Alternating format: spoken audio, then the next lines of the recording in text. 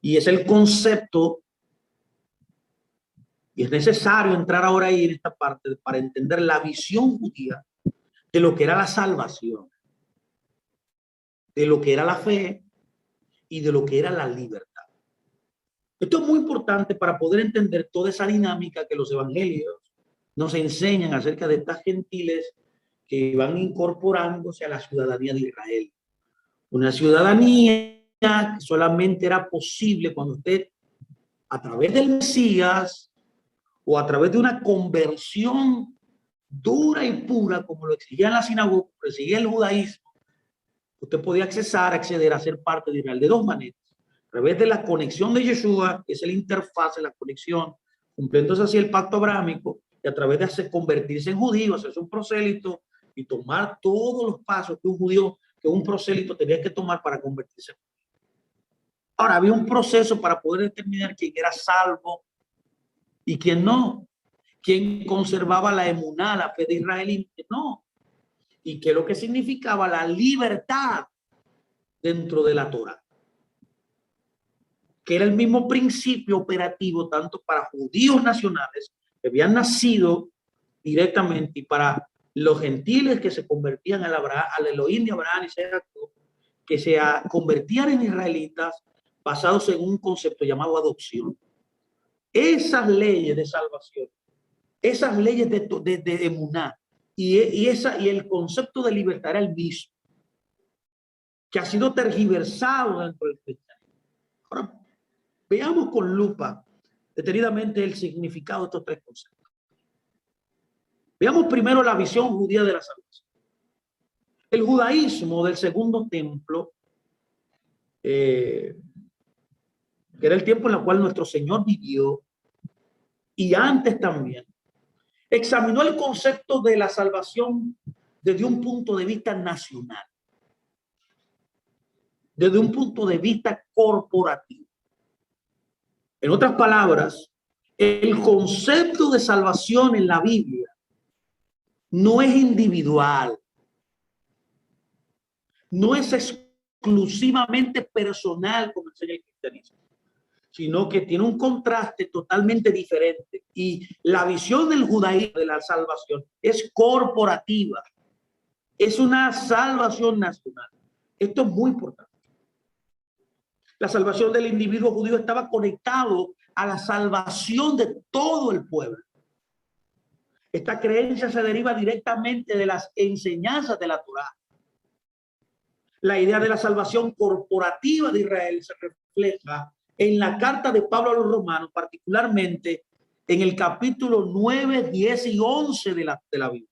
A mí me gustaría, por causa de tiempo, no vamos a leer todo ese verso, pero me gustaría que usted leyera básicamente esos capítulos que nos comunican esta verdad extraordinaria. Aunque el Eterno en la Torá enseñó a su pueblo la santificación personal, que es el concepto de la fiesta de los panes sin levadura, él también espera un funcionamiento corporativo, espiritualmente hablando, de su pueblo. Y nosotros ser cada uno responsable de su hermano, el protector de su hermano, el ayudador de su hermano. Así que como un pueblo todos unidos, caminando en un propósito central. Esto era, y es todavía hoy, percibido como una fuente de conflicto, ya que a menudo significa tener que limitar su experiencia espiritual personal, aislada por cuenta de otra persona. La visión de la salvación y este concepto extraordinario corporativo está vinculado a la restauración de todo Israel. Incluye las ideas tales como, número uno, el rescate de los enemigos nacionales. Número dos, la restauración de los símbolos nacionales. Número tres, el estado de shalom entre los pueblos. Número cuatro, la inauguración del Olam Abba, que se conoce como la era por venir, el mundo venidero. Número cinco, la liberación de Roma. Número seis, la restauración del templo. Número siete, el libre disfrute de su propia tierra, libre. Y número ocho, la inauguración de un nuevo convenio entre Israel y el Elohim verdadero. Todos estos conceptos están conectados a la salvación que la Torá nos enseña. Todos estos elementos los podemos ver a través de toda la escritura, de los profetas, y también expresado en su máxima expresión, en su cumplimiento concreto en el Nuevo Testamento, como se conoce de manera hebrea como el Brit Hadashah o el Pacto renovado. Los judíos del primer siglo esperaban ser rescatados del dominio extranjero. Este concepto fue arraigado y fue proliferado en el momento del judaísmo del Segundo Templo. Esto ocurriría después de que el pueblo de Israel sufriría o experimentaría, mejor dicho, un proceso de purificación por todas las infracciones anteriores que habían ellos infringido, ¿qué? El pacto del Creador. Este es el mensaje de todos los profetas, ya que el pueblo de Israel está sometido a un convenio. Si yo pudiera seleccionar un concepto para poder entender todo el engranaje, el hilo conductor de toda la Biblia, es un convenio. Un convenio necesita tener varias partes. Número uno, necesita tener el dador del convenio, el que promulgue. Ese dador es Dios. Ese dador es el Eterno. Pero también necesita a alguien con quien concertar el convenio. En un concepto legal, esto se llama un representante. En este caso somos nosotros. Primeramente, en el principio de la creación fue Adán y luego Israel. Luego tenemos que dentro del convenio hay un concepto de ética, hay un concepto de justicia y de bondad que está estipulado y está establecido en las leyes de Dios. Pero luego también dentro del convenio hay una serie de sanciones y una serie también de bendiciones. Si lo obedezco los mandamientos, si camino en la ética, recibiré bendiciones, pero si quebranto el mandamiento, ¿qué hace el Señor? El Señor entonces determina un sistema de multa. Te envía un fiscal, te envía una carta de amonestación para que te acuerdes que tú estás en un convenio y que ejecutes algo que se conoce en la Torá como Teshuvá. ¿Qué es Teshuvá? Volver de donde te sacaron, volver al convenio y poder cumplir el papel que tú voluntariamente aceptaste, que vas a cumplir dentro del convenio. Caminar en justicia, caminar en bondad, caminar en la ética que está exigida dentro del convenio. Y luego está el traspaso de ese convenio a otra generación. El convenio también tiene una continuidad, tiene un paso a la próxima generación donde se perpetúa el mismo convenio que Dios concertó desde Adán hasta el final de los tiempos, cuando Dios restaure todas las cosas. El hilo conductor, lo que administra, lo que lleva a su cumplimiento salvífico, profético, espiritual, mesiánico, dentro del convenio, dentro del reino, es el pacto. La salvación tiene que ver, está conectada al pacto. Por tanto, la idea de sobre el Mesías sobre el Mesías no tenían un consenso bien marcado dentro de Israel. La excepción a esto sería la comunidad del Qumran, cuya literatura, cuando se redescubrió hace ya 60, casi 70 años, tiene un sentido muy desarrollado de lo que era el Mesías, incluso en la literatura del Qumran. Sin embargo, se puede ver la evolución de pensar del concepto del Mesías, que sería un buen tema nosotros poder comunicar. Parece que van desde una teoría de dos Mesías a la creencia en un solo Mesías, o un solo Mesías con dos roles principales, representado por Melquisedec, quien resolvió el conflicto del Mesías operando en dos dimensiones, en dos funcionalidades, dos gracias, como rey y como sacerdote. Tal vez una opinión del Mesías que se compartía entre los grupos era que su principal tarea sería relacionada con la restauración de Israel. Este es el punto central. De ahí algunas de las opiniones expresadas por el pueblo acerca de Yeshua como el Mesías de Israel en los evangelios. Ahora, note ahora la visión ahora judía de la fe. La visión de la salvación de la fe era corporativa. Dios viene a buscar Dios viene a establecer en el pueblo del convenio la restauración y la consumación de su convenio. Ahora, hay otra moneda, es la visión judía de la fe. ¿Qué es la fe? ¿Qué es la verdadera emuná para un judío? Que se expresa en la Biblia, en toda la Biblia, tanto en el Antiguo Pacto como en el Nuevo Pacto. Y esto es un tema muy importante.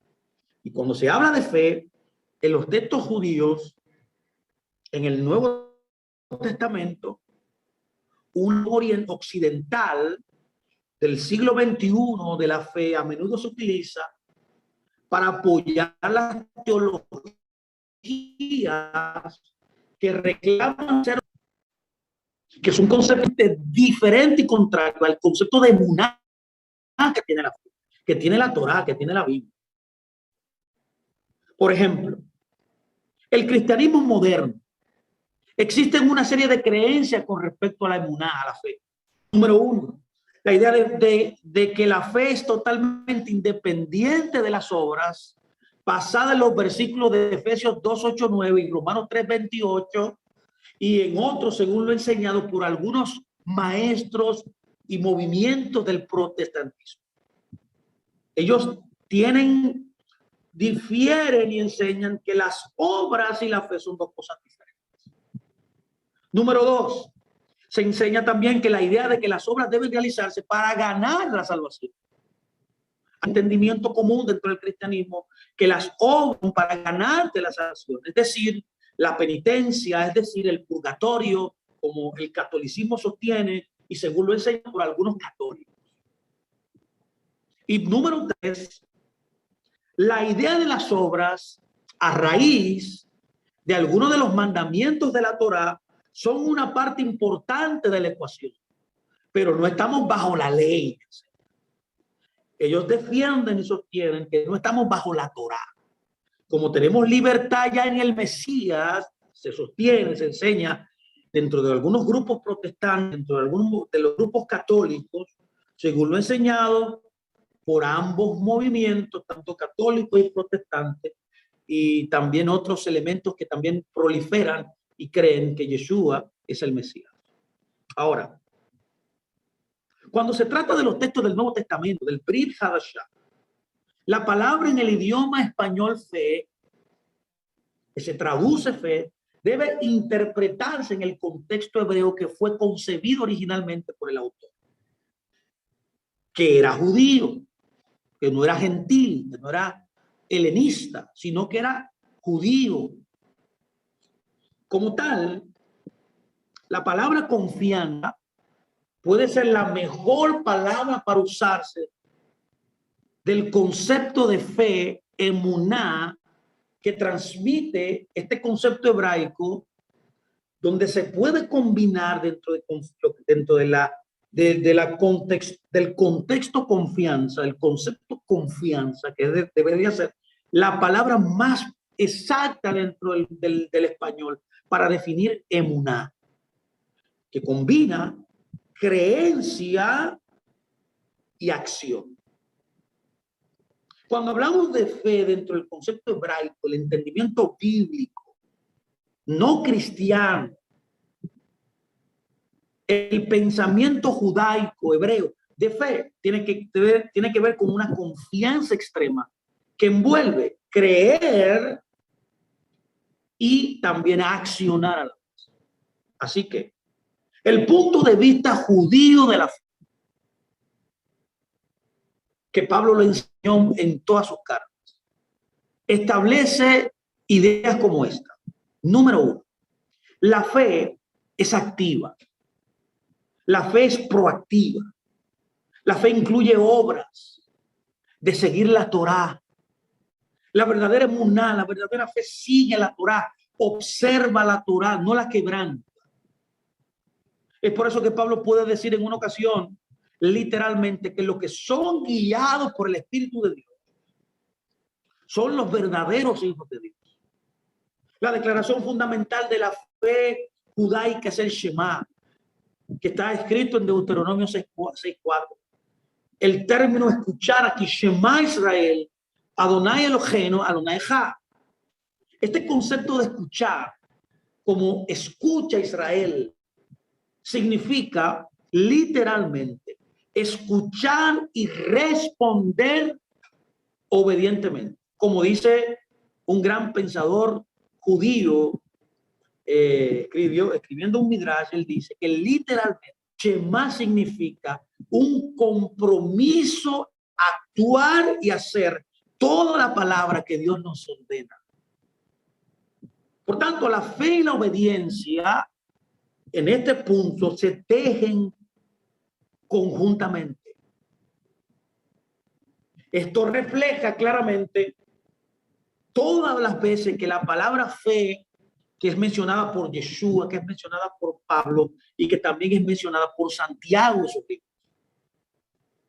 Número 2, cuando hablamos de emuná dentro de la Biblia, significa caminar en la Torá de Dios, caminar en la Torá del verdadero Elohim, y que es un signo de la fe establecida, como es encontrada en el libro de Éxodos 16:4 y también en el libro de Levítico, en todo el Antiguo Testamento, incluyendo los libros de Miqueas, también 4:2, Daniel 9:10, y como nos dice también en el Nuevo Testamento, Santiago, el hermanastro de Yeshua, en el capítulo 1, versos 23 al 25, como está escrito, a mirar en la perfecta Torá, dice él, de la libertad, para asegurarnos así que caminar en la Torá es caminar en libertad, que nos asegura de que estamos viviendo correctamente delante del Eterno. Y número 3, basado en el concepto de emuná en la Biblia, podemos entender que el judaísmo había establecido una halajá, o sea, un estándar, un paradigma,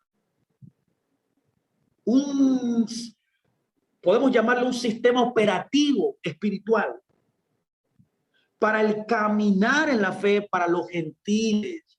Esos gentiles que se convertían al verdadero Elohim, el Elohim de Abraham, Isaac y Jacob, ya había establecido ya por la ley judía, por los sabios judíos, una halajá, unos estándares para que los gentiles que se convertían al Dios de Israel entraran y caminaran en esos estándares. El Nuevo Testamento nos da una imagen vívida, una fotografía de lo que es prácticamente habitual, lo que se esperaba que todo gentil que se convirtiera pudiera operar. Magistralmente está el libro de los Hechos, donde nos desglosa esto de una manera extraordinaria. Pero no solamente ahí, nos vemos también el libro de Efesios 2, donde nos habla también que somos ciudadanos, conciudadanos con los santos, que era el pueblo de Israel. Pero también Santiago, también Juan, nos enseñan esta gran verdad. Usted puede ver entonces el contraste de estos dos elementos desde un punto de vista occidental, cristiano, y desde un punto de vista judaico, hebraico. Es totalmente contrario. El Tanakh enseña que la misma Torá aplica para el gentil como para el judío que vivía en la tierra. Esto es enseñado desde que el pueblo salió de Egipto. Una misma ley será para el natural y una misma ley será para el extranjero. No hay preferencia.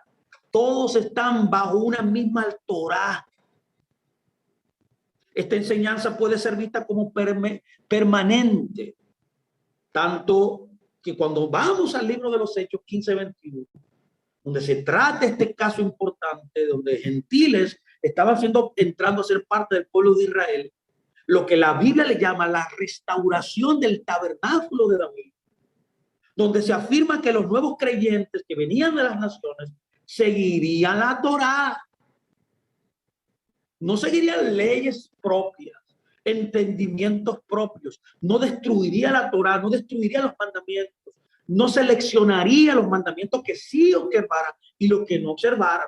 Era la Torá, era el judaísmo que había establecido ya el patrón, el paradigma, el modelo. La Torá ya había sido echada como un fundamento para que nosotros los que nos convirtamos al verdadero Dios podamos entrar en un sistema ya ordenado previamente.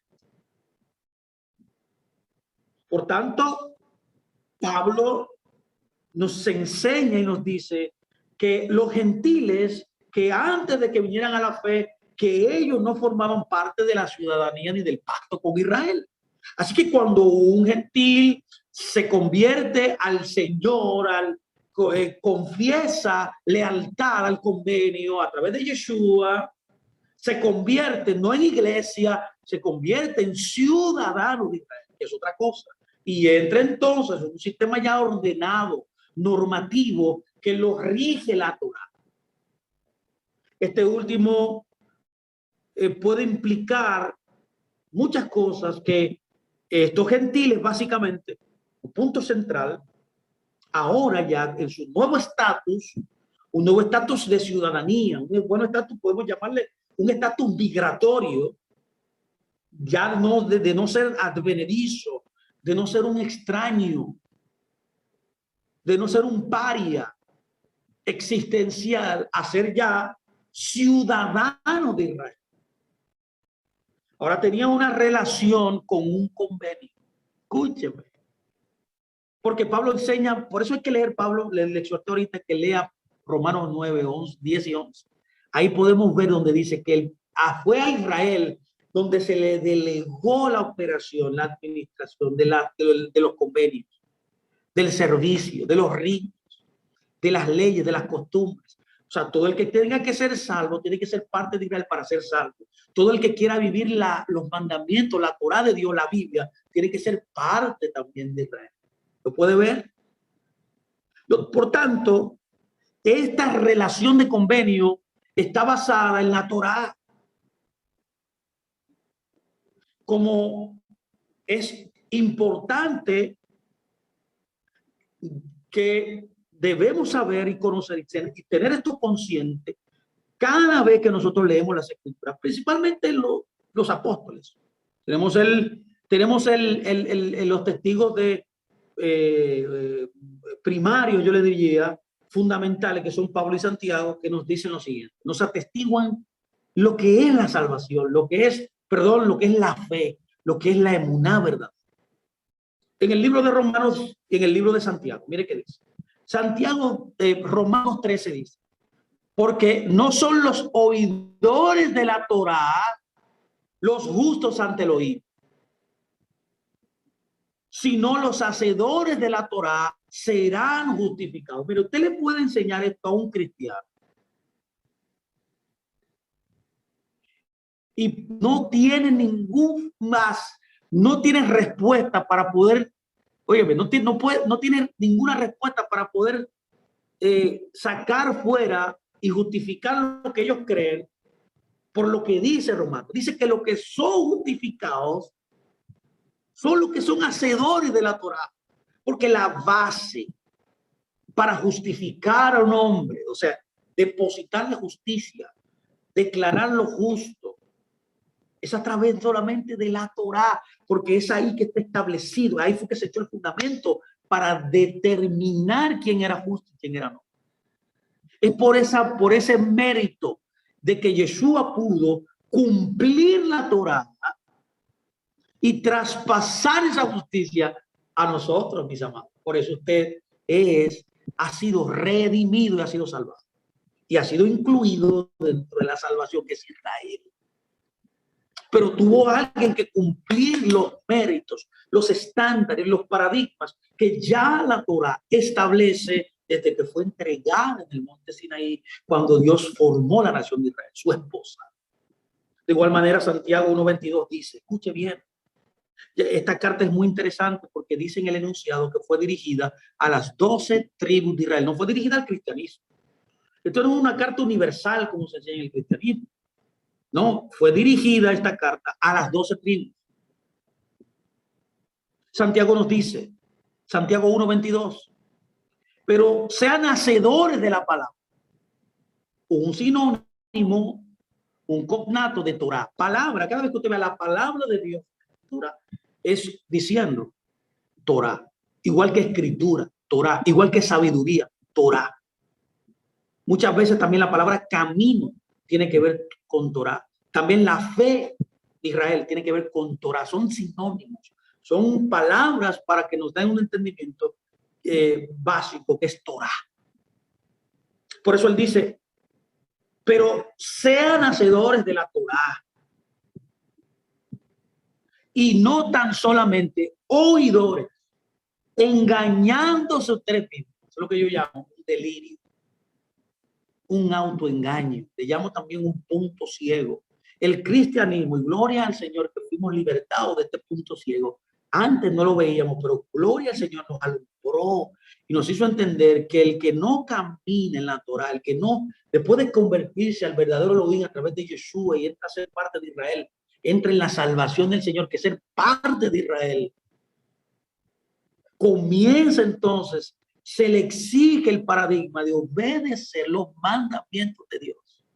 El concepto de la obediencia a la fe, entonces, es uno de los que veremos mientras seguimos estudiando este tema. Mire, y es ahí donde nosotros ahora entramos en otro punto, y esta es ya la conclusión de toda esta charla, y es el concepto judío de la libertad, que también es totalmente diferente como el cristianismo lo ve. Yo me imagino que todos los que estamos aquí hemos visto por alguna vez una película antiquísima que se llama Los 10 Mandamientos, donde hay un gran actor que se llama Charlton Heston.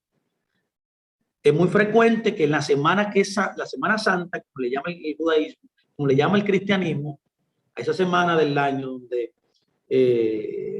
supuestamente resucitó el Señor un viernes y se resucitó un domingo, ahí dentro de esa semana se pasa esta película, bueno, por lo menos en mi nación, en República Dominicana, y ahí nos dan esa película todos los días. Esta película es un clásico, se llama Los 10 Mandamientos. Si no la ha visto, le exhorto a que la vea.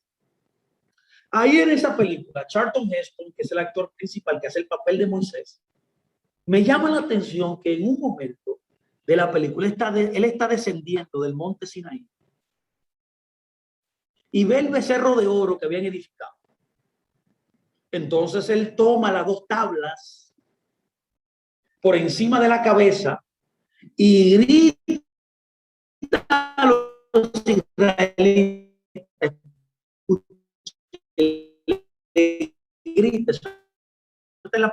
no hay libertad fuera. Y este es el de lo que es la libertad para la Biblia, no para el judío. Bueno, sí para el judío, porque el judío la saca de la Torá. Y es lo que tenemos todos nosotros que sacar de nuestras vidas. Todo lo que usted haga, todo lo que norma su vida, tiene que sacarlo de la Torá.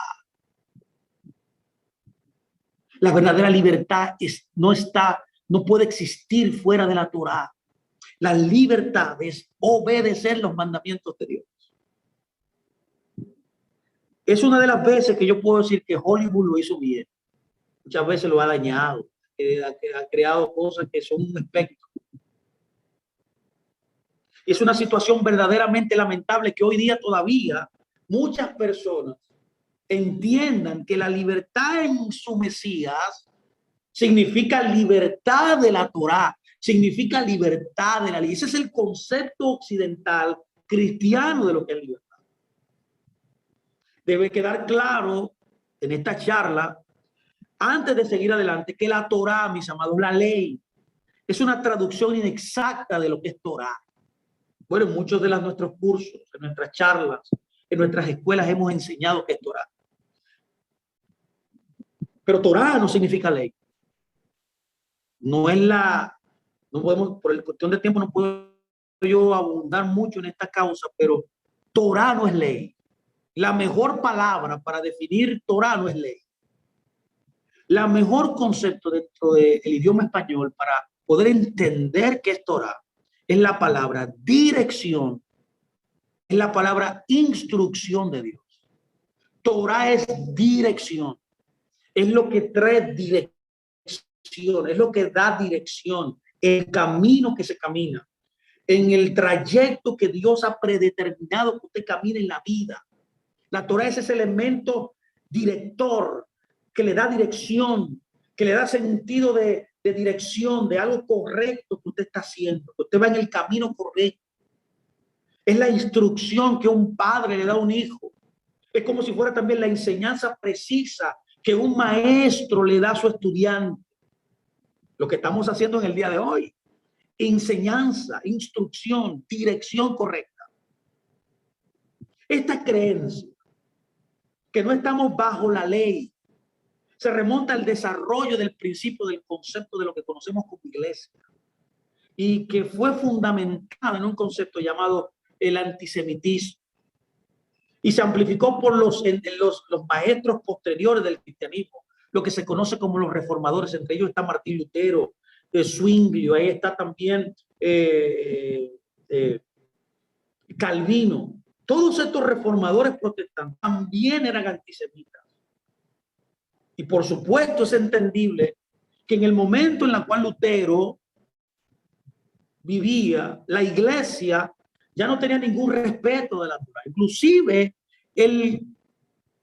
amigo más cercano de Lutero, se me escapa el nombre ahora, wow, me falla la memoria, le aconsejaba que no se alejara del Shabbat, de las fiestas, y Lutero se alejó, mis amados, conscientemente de eso.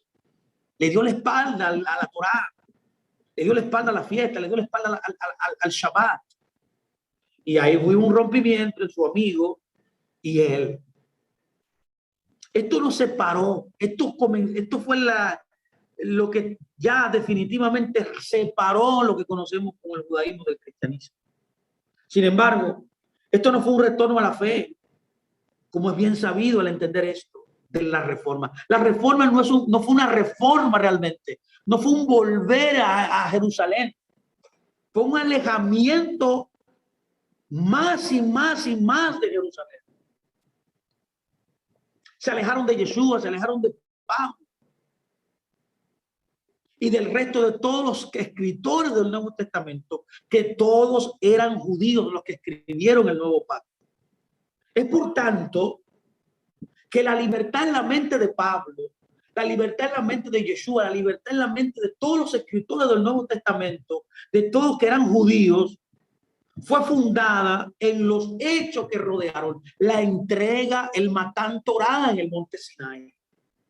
Está registrado en Hechos 4, en Éxodo 4, en Éxodo 7, en Éxodo 8, en Éxodo 19, en Éxodo 20. Y aunque los hebreos experimentaron la libertad física, ya que esta libertad se da en diferentes dimensiones, una de ellas es la física de nuestro pueblo como un elemento histórico en el tiempo y el espacio, también tiene un símbolo de una libertad espiritual.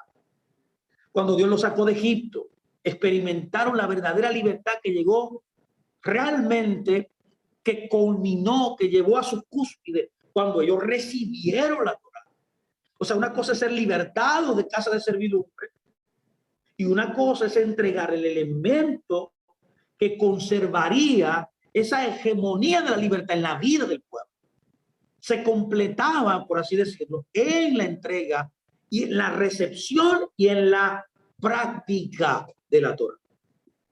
Ahí está radicado el concepto de libertad de la Escritura. Pregúntele a cualquiera lo que dijo Moisés a Faraón en múltiples ocasiones. Y probablemente le recuerda haber dicho, ¿se acuerda cuando él le dijo, deja ir a mi pueblo? ¿Se acuerda? Lo repite varias veces. Sin embargo, está solo la mitad del mensaje. Y ahí es que el cristianismo se ha quedado. No completa la frase. El cristianismo muchas veces es selectivo para obedecer lo que quiere. Pero tenemos que asumir toda la Torá. ¿Qué continúa luego de eso? Luego que el Dios le dice, en reiteradas ocasiones, cada vez que Moisés iba a presentarse delante de Faraón, le decía, deja ir a mi pueblo. Pero luego le decía, deja ir a mi pueblo a que me sirva en la montaña. Es la montaña lo que identifica la libertad. Es la cúspide de la libertad. ¿Qué se dio en la montaña?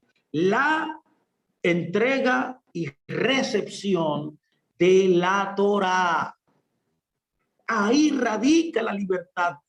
La verdadera libertad tiene que ver con la entrega de la Torá, con la práctica de la Torá, con la incorporación de la Torá. Mientras más Torá yo asimilo, mientras más Torá aprendo, mientras más Torá ejecuto, practico, más vivo en libertad.